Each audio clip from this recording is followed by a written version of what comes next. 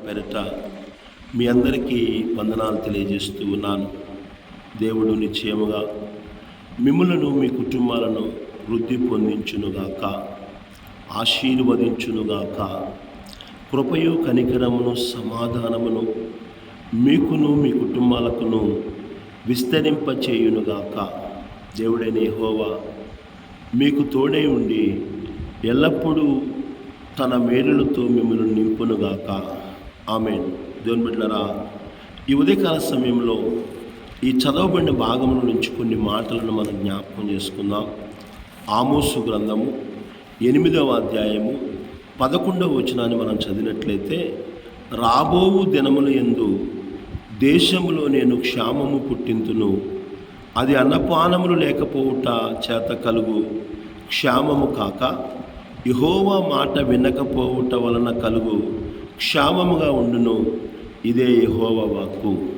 దేవుని బిడ్డలారా, ఆమోసు గ్రంథము 8వ అధ్యాయం 11వ వచనాన్ని మనం చూసినట్లయితే, దేవుడు ఆనాటి ఇశ్రాయేలు ప్రజల మీద ఒక భయంకరమైన తీర్పును ఇస్తా ఉన్నాడు.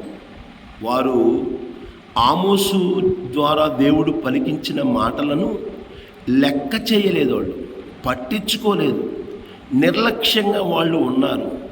కనుక వారు దేవుని మాటను తృణీకరించారు, నిరాకరించారు, నిర్లక్ష్యంగా ఉన్నారు. కనుక దేవుని మాటలంటే వాళ్ళకి లెక్కలేవు. కనుక దేవుని మాటలను వాళ్ళు పట్టించుకోలేదు. కనుక దేవుడు ఇప్పుడు వారికి ఒక భయంకరమైన తీర్పును ఇస్తా ఉన్నాడు. ఇదిగో, మీ దేశంలో నేను ఒక క్షామాన్ని పుట్టిస్తబోతున్నాను. ఈరోజు కరువు వచ్చినప్పుడు కొన్ని ప్రాంతాల్లో కొన్ని సమయాలలో కరువులు వస్తాయి. కొన్ని ఆహార కొరత వస్తుంది, కొన్ని స్థలాల్లో నిత్యావసరాల కొరత వస్తుంది, కొన్ని స్థలాలలో మరి నీటి కొరత వస్తుంది. ఇలాంటి రకరకాలైన సమస్యలు, కొరతలు వచ్చినప్పుడు ఆ ప్రజలు ఎంతో బాధపడతారు. ఏలియా కాలంలో 3.5 సంవత్సరాలు వర్షము లేనప్పుడు భయంకరంగా ప్రజలు క్షామాన్ని చవి చూశారు. వాళ్ళెంతో భయంకరమైన పరిస్థితులు ఎదుర్కొన్నారు. వర్షము లేక, పంటలు లేక, ఆహారం లేక ప్రజలు ఎన్నో ఇబ్బందులు పడటం, పశువులు మేతలు లేక చనిపోవటం, ఇలాంటి ఒక భయంకరమైన పరిస్థితులు వారి జీవితాల్లో ఎదుర్కొన్నాయి. క్షామము, కరువు అనేది మన జీవితాల్లో ఎంతో వేదనకు గురి చేస్తుంది, బాధకు గురి చేస్తుంది. కరువు వచ్చినప్పుడు ఏం చేయలేని దిక్కుతోచని స్థితిలో మనం ఉంటాము. దేవుడు అంటున్నాడు, ఇప్పుడు మీ దేశంలో నేను ఒకటి చేయబోతున్నాను. ఏంటంటే, ఇంతగా దేవుని వాక్యాన్ని మీకు ప్రకటన చేస్తున్నా కానీ, ఇంతగా నా మాటలు ప్రవక్త అయిన ఆమోసు ద్వారా తెలియజేస్తున్నా కానీ మీరు వాటిని పట్టించుకోకుండా నిర్లక్ష్యంగా ఉంటున్నారు. కనుక రాబోవు దినముల యందు నేను దేశములో క్షామము పుట్టింతును, అది అన్నపానాలు లేకపోవట కలిగే క్షామము కాదు, కానీ దేవుని యొక్క ఆధ్యాత్మికమైన ఆహారము లేకపోవటం అనే క్షామాన్ని నేను మీకు కలుగజేస్తాను అంటున్నాడు దేవుడు. అంటే ఏంటంటే, దేవుడు అంటున్నాడు, ఇక మీకు దేవుని వాక్యము దొరకదు అని చెబుతున్నాడండి. నా ప్రియమైన దేవుని బిడ్డలారా, దీపం ఉండగానే, అవకాశం ఉండగానే, దేవుడు తన వాక్కులను ప్రకటిస్తుండగానే మనము దేవుని వాక్యాన్ని సమకూర్చుకొని, దేవుని వాక్యాన్ని మన హృదయంలో భద్రపరుచుకొని, వాక్యము చేత జీవించబడే జీవితాలు మనం కలిగి ఉండాలి. ఆహారాలు లేకపోతే ఎంతో బాధో, ఎంతో వేదనో, అలాగే దేవుని వాక్యము దేశములో లేకపోవటం అనేది ఎంతో భయంకరమైన పరిస్థితి అనే విషయాన్ని గుర్తుంచుకోవాలి. ఈరోజు దేవుని వాక్యము ఎక్కడ చూసినా కానీ, ఏ ప్రాంతంలో చూసినా కానీ విరివిగా దేవుని వాక్యము ప్రకటిస్తున్నా కానీ దేవుని వాక్యాన్ని నిర్లక్ష్యపరిచే ప్రజలుగా నేటి కాలములో ఉన్నారు. ఆమోసు కాలములో ఉన్నారు. అదేవిధంగా నోవాహు కాలములో కూడా దేవుడు నోవాహు ద్వారా అనేకమైన విషయాలు తెలియపరిచినా కానీ ఆ ప్రజలు పట్టించుకోలేని వ్యక్తులుగా ఉన్నారు. దేవుని ప్రజలారా, ఈ ఉదయకాల సమయంలో దేవుని ప్రేమను, దేవుని యొక్క కృపను నిర్లక్ష్యం చేస్తున్నావేమో. దేవుడు నిన్ను ప్రేమించి, నీ కుటుంబాన్ని ప్రేమించి దేవుని వాక్యాన్ని విరివిగా ప్రకటన చేస్తున్నప్పుడు వాక్యాన్ని సమకూర్చుకునే వ్యక్తులుగా నువ్వు ఉండాలి. వాక్యాన్ని సేకరించే వ్యక్తిగా ఉండాలి. వాక్యాన్ని అంగీకరించే వ్యక్తిగా ఉండాలి. వాక్యాన్ని వినే మనసు నీకు ఉండాలి. నువ్వు దేవుని వాక్యాన్ని త్రోసివేసే వ్యక్తిగా ఉన్నట్లయితే నీ జీవితంలో దేవుడు చేస్తున్న పని ఏంటంటే, ఇక నీకు వాక్యము దొరకదు అని దేవుడు ఆమోసు ద్వారా ఆనాటి ఇశ్రాయేలు ప్రజలను హెచ్చరిస్తా ఉన్నాడు. నిజమే దేవుని బిడ్డలారా, నేటి కాలంలో కూడా భయంకరమైన పరిస్థితుల మధ్య మనం జీవిస్తూ ఉన్నాము. ఎప్పుడు ఎలాంటి పరిస్థితులు ఎదురవుతాయో తెలియదు. దేవునిని ఆరాధించే సమయాలు ఒకవేళ లేకపోవచ్చేమో రాబోతున్న కాలంలో. దేవుని మాటలు విని దేవుని సన్నిధిలో గడిపే పరిస్థితులు లేకుండా పోవచ్చేమో.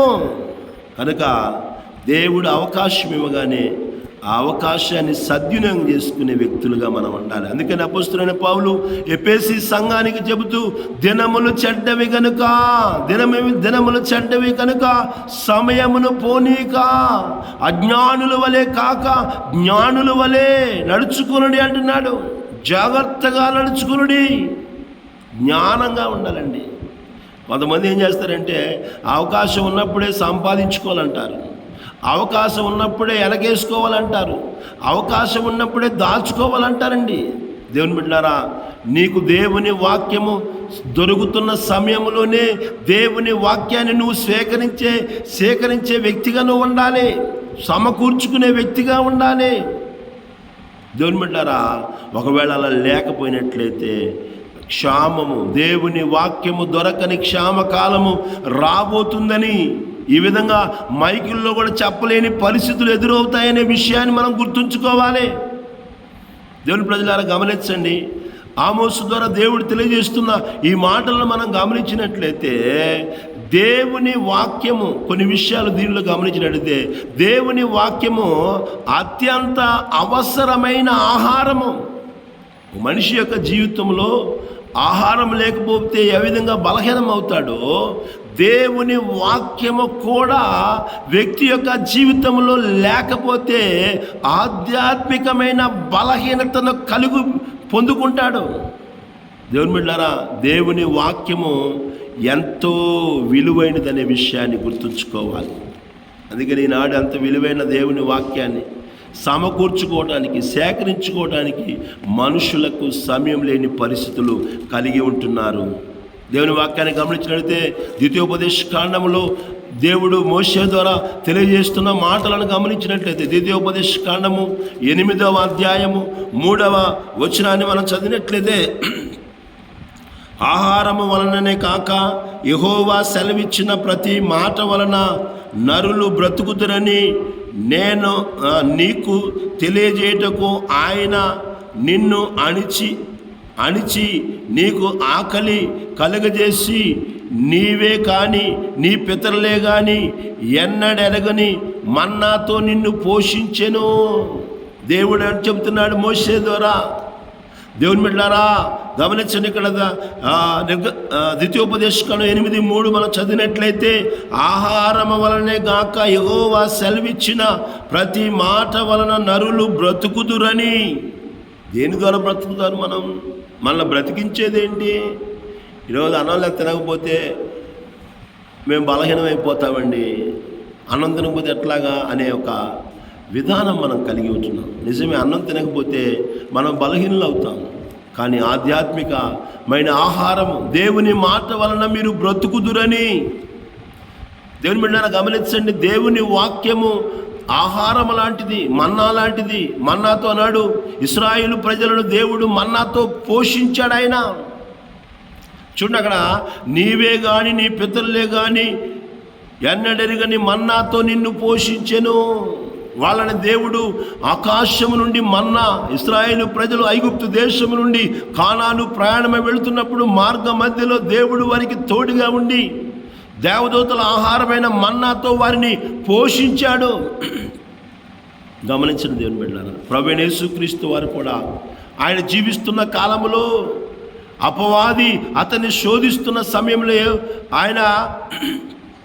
ఆయన బాప్తిసం తీసుకున్నాడు. యేసు ప్రభు యోర్దాను నదిలో యోహాను చేత బాప్తిసం తీసుకున్నాడు. దేవుని ప్రజలారా, యేసయ్య మనకు మాదిరి కనుక ఆయనే బాప్తిసం తీసుకున్నాడు కనుక ఈనాడు చాలామంది బాప్తిసం అంటే నిర్లక్ష్యంగా ఉంటారు, బాప్తిసం తీసుకోరాళ్ళు. యేసు ప్రభు వారు మనకు మాదిరిగా ఉండి ఆయన యోర్దాను నదిలో యోహాను చేత బాప్తిసం పొందాడు. ఆయన మనకు మాదిరిగా ఉన్నాడు కనుక ఆయన బిడ్డలైన మనము కూడా బాప్తిసం తీసుకోవాలి. మన పాపములు ఒప్పుకొని పశ్చాత్తాపపడి ఆయనను అంగీకరించి యేసు నామములో, తండ్రి కుమార పరిశుద్ధాత్మ నామములో బాప్తిసం తీసుకోవాలి. యేసు ప్రభు బాప్తిసం తీసుకొని 40 దినాలు రాత్రి మగళ్ళు అరణ్యములోకి కొనుపోబడి ఆయన శోధించబడినప్పుడు ఆ శోధకుడు యేసయ్య దగ్గరకు వచ్చి మొట్టమొదటిగా శోధిస్తున్న మాట ఏంటంటే, నీవు దేవుని కుమారుడివైతే ఈ రాళ్ళను రొట్టెలుగా చేసుకొని తినుమని చెప్పేసి ఆజ్ఞాపించమని చెప్పి యేసయ్యను శోధిస్తూ ఉంది. నీవు దేవుని కుమారుడివైతే, దేవుని బిడ్డలారా, యేసు ప్రభు వారు ఒక మంచి మాట చెబుతున్నారు. అందుకైన మనుషుడు రొట్టె వలన మాత్రము కాదు కానీ దేవుని నోట నుండి వచ్చు ప్రతి మాట వలన జీవించును. దేవుని ప్రజలారా, ఈ ఉదయకాల సమయంలో వాక్యం వింటున్న నీ జీవితంలో గమనించగలుగుతున్నావా? ఆహారం తినటం వల్ల నేను బ్రతుకుతున్నాను అనుకునే వ్యక్తులు చాలామంది ఉన్నారు. నా ప్రియమైన దేవుని బిడ్డలారా, దానికంటే కూడా అమూల్యమైన దేవుని వాక్యము మనల్ని బ్రతికిస్తుందని యేసు ప్రభు చెబుతా ఉన్నాడు. దేవుని నోటను మనుషుడు రొట్టె వలన మాత్రమే కాదు కానీ దేవుని నోట నుండి వచ్చు ప్రతి మాట వలన జీవించు. దేవుని మాటలు నిన్ను జీవింపజేస్తాయి, దేవుని మాటలు నిన్ను బ్రతికిస్తాయి. యేసయ్య చెబుతున్నాడండి, దేవుని వాక్యాన్ని జీవాన్నిచ్చి బ్రతికించే దేవుని మాటలు నిర్లక్ష్యపరుస్తున్నావేమో. లోకంలో కావలసిన ఆహార పదార్థాలు నువ్వు ఎంత మరి తినడానికి ఎంతో ఆసక్తి చూపిస్తారు చాలామంది. మరి దేవుని వాక్యము భుజిస్తున్నావా? దేవుని వాక్యమును ఆహారంగా భావిస్తున్నావా? రోజుకి మూడు పూటలు లేకపోతే ఎంతో బలహీనమైపోతాం మనం. మరి దేవుని వాక్యాన్ని రోజులో ఎన్నిసార్లు తీసుకుంటున్నావు? ఎన్నిసార్లు దేవుని వాక్యాన్ని వింటున్నావు, చదువుతున్నావు, ధ్యానిస్తున్నావు? దేవుని వాక్యము యేసయ్య అంటున్నాడు, మనుషుడు రొట్టె వలన మాత్రమే కాదు కానీ దేవుని నోట నుండి వచ్చు ప్రతి మాట వలన జీవించును. దేవుని మాట నిన్ను బ్రతికిస్తుంది, దేవుని మాట నిన్ను జీవింపజేస్తుంది. కనుక దేవుని వాక్యము అత్యంత అవసరమైన ఆహారం అనే విషయాన్ని మనం గుర్తుంచుకోవాలి. రెండోదిగా గమనించినట్లయితే దేవుని బిడ్డలారా, దేవుని వాక్యము నిర్లక్ష్యము చేయటము తీర్పుకు దారితీస్తుంది. ఎందుకు దేవుడు ఇటువంటి తీర్పిస్తున్నాడో ఆ ప్రజలకంటే, ఆ ప్రజలు దేవుని వాక్యాన్ని లెక్క చేయలేదు. ఎవరైతే దేవుని వాక్యాన్ని లెక్క చేయకుండా ఉంటారో, ఎవరైతే దేవుని వాక్యాన్ని నిర్లక్ష్యం చేస్తారో అలాంటి వారి మీదకి దేవుని తీర్పు వస్తుంది అనే విషయాన్ని గుర్తుంచుకోవాలి. దేవుని వాక్యాన్ని లెక్క చేయకుండా ఉంటే దేవుని తీర్పు నీ మీదకి వస్తుందనే విషయాన్ని మనం గుర్తుంచుకోవలసిన వారమై ఉన్నాము. దేవుని బిడ్డలారా, గమనించండి. జ్ఞాని అయిన సొలొమోను ద్వారా సామెతల గ్రంథము 1వ అధ్యాయము 24 నుంచి కొన్ని మాటలు మనం చదివినట్లయితే అక్కడ దేవుడు మాట్లాడుతూ ఉన్నాడు. దేవుని వాక్యాన్ని నిర్లక్ష్యం చేసే వారి మీదకే దేవుని తీర్పు వస్తుందనే విషయాన్ని ఉదయకాలం గమనించాలి మనం. చూడండి దేవుని బిడ్డలారా, సామెతల గ్రంథము 1వ అధ్యాయం 24 నుంచి కొన్ని మాటలు మనం చదివినట్లయితే, నేను పిలువుగా మీరు వినకపోతిరి, నేను చేయి చాపగా ఎవరిని లక్ష్య పెట్టకపోతిరి, నేను చెప్పిన బోధ ఏమీ మీరు వినక త్రోసివేసితిరి. నేను గద్దింపక లోబడకపోతిరి. నేను పిలిచాను, నేను చేతులు చాపాను, నేను గద్దించాను. దేవుడు చెప్తా ఉన్నాడు, నేను చెప్పే బోధ చేశాను, మీరు త్రోసేశారు. కనుక దేవుడు ఇప్పుడు వాళ్ళ మీద తీర్పు చెబుతా ఉన్నాడు. ఆయన చెబుతున్న పని ఏంటంటే, కాబట్టి నా మాటలంటే మీకు లెక్కలేదు. నా మాటలు తృణీకరించారు, నన్ను నిర్లక్ష్యపరిచారు, మీరు స్పందించలేదు, గ్రహించకుండా మరి నా మాటలు వినకుండా మీరు చెవి యొక్కలేదు మీరు. కాబట్టి నేను మీ మీదకి, దేవుడు చెబుతా ఉన్నాడండి 26వ వచనం, కాబట్టి మీకు అపాయము కలిగినప్పుడు నేను నవ్వెదను, మీకు భయము వచ్చినప్పుడు నేను అపహాస్యము చేసేదను. ఎవరైతే దేవుని మాటలు, దేవుని వాక్యాన్ని నిర్లక్ష్యపరిచే వారిగా ఉంటారో, లెక్కలేని తనంగా ఉంటారో, అటువంటి వారి మీదకి దేవుని తీర్పు వస్తుంది అనే విషయాన్ని గుర్తుంచుకోవాలి. ఆమోసు నాటి కాలంలో ప్రజలు ఆమోసు ద్వారా దేవుడు వాక్యాన్ని ప్రకటిస్తుంటే ఆ వాక్యాన్ని లెక్క చేయకుండా ఉన్నారు. అందుకని దేవుని తీర్పు వాళ్ళ మీదకి వస్తూ ఉంది. ఈ ఉదయకాల సమయంలో వాక్యం వినిచిన నా ప్రియమైన దేవుని బిడ్డలారా, దేవుని వాక్యాన్ని నిర్లక్ష్యపరుస్తూ దేవుని వాక్యాన్ని త్రోసివేసే వ్యక్తిగానే ఉంటున్నామో మేము, అలాంటి వారి మీదకి దేవుని తీర్పు వస్తుంది. బైబిల్ గ్రంథంలో నుంచి యెషయా గ్రంథము 55వ అధ్యాయం 6వ వచనము, యెహోవా మీకు దొరుకు కాలమందు ఆయనను వెతుకుడి, ఆయన సమీపంలో ఉండగానే ఆయనను వేడుకొనడి. దొరుకు కాలంలోనే ఆయనను వెతుకుడు, దొరుకు కాలంలోనే. ఈరోజు దేవుని వాక్యం ఎక్కడ చూసినా కానీ, వార్తాపత్రికల ద్వారా కానీ, సువార్త కూడికల ద్వారా కానీ, దేవుని బిడ్డలారా, విస్తారముగా దేవుని వాక్యము ప్రకటించబడతా ఉంది. ఎంతగా దేవుని వాక్యాన్ని నువ్వు సేకరించుకుంటున్నావు, ఎంతగా దేవుని వాక్యాన్ని మరి విలువిస్తున్నావు, ఒకసారి పరిశీలన చేసుకోవాలి. దేవుని వాక్యము నిర్లక్ష్యం చేసే వారి మీదకి దేవుని తీర్పు వస్తుంది. సమీపముగా ఉండగానే ఆయన్ని వెతకండి. దొరుకు కాలమందులోనే ఆయనను వేడుకోండి అని చెప్పి దేవుని వాక్యం చెబుతుంది. దొరుకు కాలము సమీపము. ఈరోజు దేవుని వాక్యము దొరుకుతూ ఉంది. దొరుకుతున్నప్పుడు దానిని నీవు అంగీకరించే వ్యక్తిగా, దానిని సమకూర్చుకునే వ్యక్తిగా నువ్వు ఉండాలి. మూడవదిగా గమనించినట్లయితే, దేవుని ఆత్మీయ క్షేమము శారీరక క్షేమము కంటే ప్రమాదకరమైనది.